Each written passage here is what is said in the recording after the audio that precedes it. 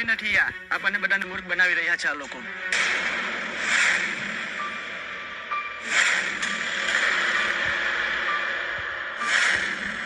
શું બોલો છો તમે? આ મેડમની માફી માંગો. હું શું કામ માફી માંગુ? તમે બંને માતાજીના પગે પડીને માફી માંગો. ડુપ્લિકેટ ઉર્મિલા દેવી, જ્યાં પૈસા મળે ત્યાં પહોંચી જાઓ છો.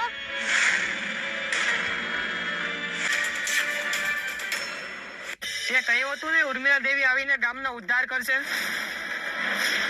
પણ તે તો અમારી સાથે છેતરપિંડી કરી છે. કઈ શરમ છે તને? એ તો સારું થયું, ખરા સમયે રાધાએ અમને બધું સાચું કહી દીધું.